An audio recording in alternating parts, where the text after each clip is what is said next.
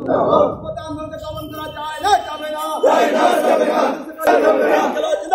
জিন্দাবাদ জিন্দাবাদ জিন্দাবাদ জিন্দাবাদ। ভাই বন্ধু সালাম সালাম সালাম। ভাই বন্ধু সালাম সালাম সালাম।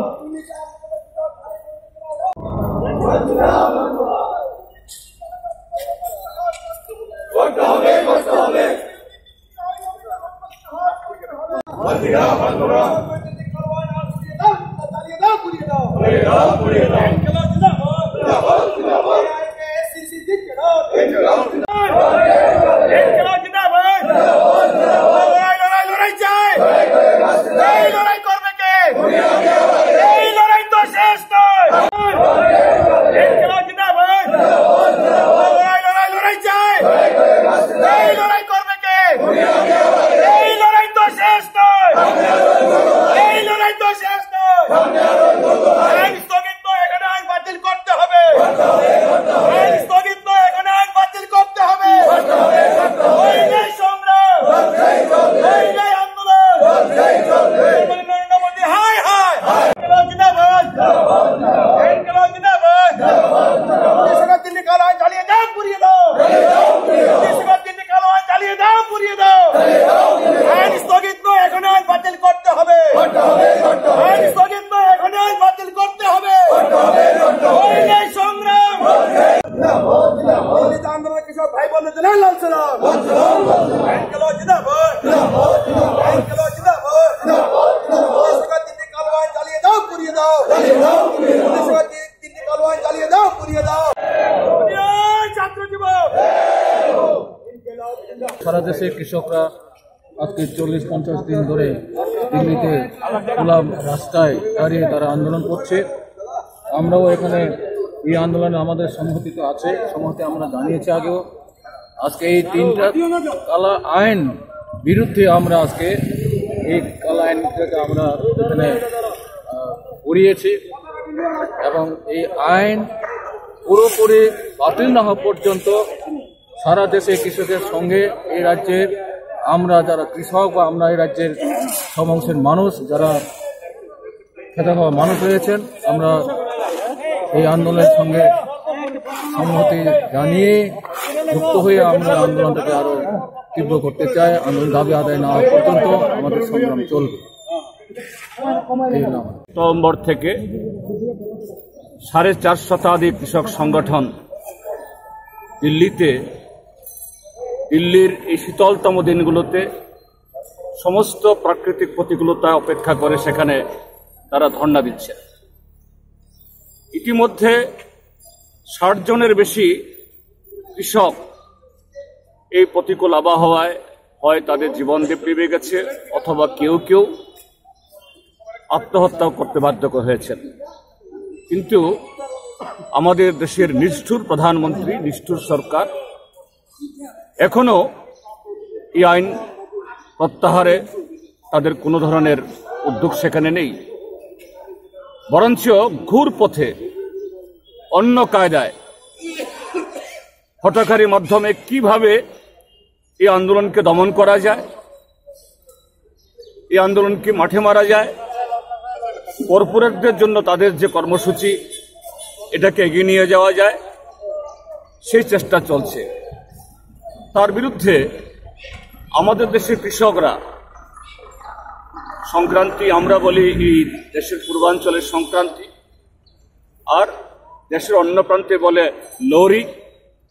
এই লোহরির দিনে এই কালো কানুনের যে কপি এটাকে পুড়িয়ে আমরা তার প্রতিবাদ আমরা জানাচ্ছি। আজকে এই আগরতলা শহরেও সারা ভারত কৃষক সভা, গণমুক্তি পরিষদ, খ্যাত মজদুর ইউনিয়ন এবং আরও যারা এদেশের যে কৃষি এবং কৃষকদের পক্ষে দেশপ্রেমিক মানুষ যারা আমরা মিলিত হয়ে প্রতীকী হলেও আমাদের জাতীয় পতাকাকে সাক্ষী রেখে, কারণ এই আইন এটা সংবিধানের নীতি মেনে আইন তৈরি হয়নি, কাজে এই জাতীয় পতাকা এই জায়গাতে অপমানিত হয়েছে, তাকে সাক্ষী রেখেই আমরা এই আইনের কপি এখানে পুড়িয়েছি।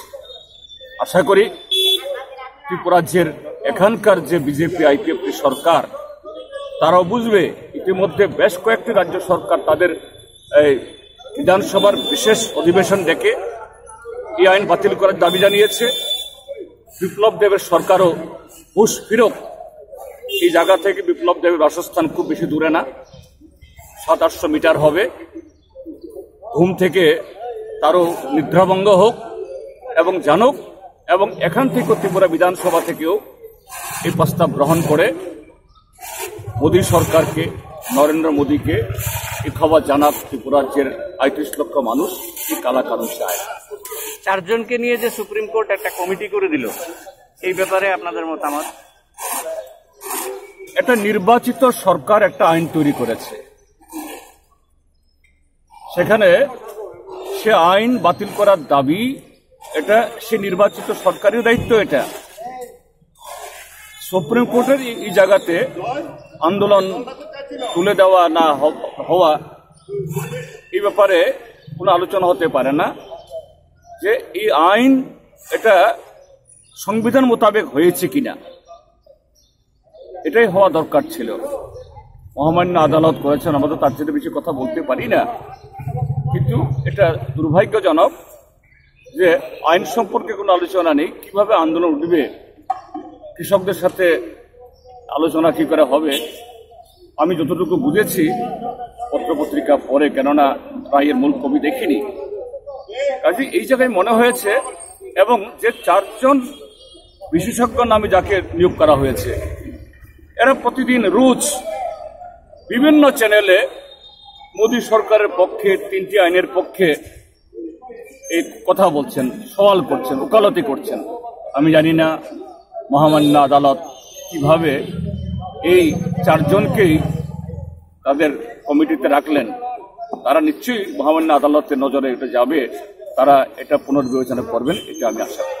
আদালতকে সম্মান জানিয়ে কৃষক বিরোধী 3টি কৃষি আইন করেছে এবং ফসলের সহায়ক মূল্য আজকে 45 দিনের উপরে কৃষকরা এই দাবিতে দিল্লির উপকণ্ঠে, দিল্লিতে ঢুকতে দিচ্ছে না, এই আন্দোলন পরিচালনা করছেন। তাতে এখন পর্যন্ত 70 জনের উপরে কৃষক শহীদের মৃত্যুবরণ করেছেন। কিন্তু কৃষকরা আজকে সিদ্ধান্ত নিয়েছেন সুপ্রিম কোর্টকে দিয়ে কেন্দ্রীয় সরকার একটা তালবাহানা করছেন, বলছে এই আইন স্থগিত থাকবে, কিন্তু সরকারের কোনো বক্তব্য নেই। আর যেহেতু এটা পার্লামেন্টে পাশ হয়েছে, শুধু সুপ্রিম কোর্টের কথায় এই আইন স্থগিত হতে পারে না। কেন্দ্রীয় সরকারকে ঘোষণা দিতে হবে, এবং শুধু স্থগিত না, কৃষকদের দাবি গোটা দেশের, এখানে কোনো দল নেই, মত নেই, সমস্ত কৃষক সংগঠন আজকে 5 শতাধিক কৃষক তারা ঘোষণা করেছেন, যতদিন এই নরেন্দ্র মোদী, অমিত শাহদের এই কৃষি আইন বাতিল ঘোষণা না করবেন, ততদিন আমরা দিল্লি ছাড়বো না, রাজধানী ছাড়বো না। 26 তারিখে সরকারি প্যারেডের পরে দিল্লিতে লক্ষ লক্ষ কৃষক ট্রাক্টর নিয়ে সেই প্যারেড করবে। আমাদের দেশের স্বাধীনতা কার জন্য? কৃষকদের জন্য না নরেন্দ্র মোদীর জন্য? এটা জানান দিন। এটা প্রত্যেক রাজ্যের রাজধানীতে হবে। 23 তারিখ থেকে 26 তারিখ গোটা দেশে এই নেতাজি জন্মদিন, কৃষক দিবস সহ সমস্ত প্রোগ্রাম নেবে। আমরাও রাজ্যে এই ধরনের ব্যাপক কর্মসূচি গ্রহণ করব। 17 তারিখের পরে আমরা এগুলি ঘোষণা দেব। এইভাবেই আমরা আজকে এখানে এই কৃষি আইন আমরা জ্বালিয়ে মকর সংক্রান্তির উৎসব তার আমরা পালন করলাম। এটাই হলো আজকের আমাদের যে কর্ম।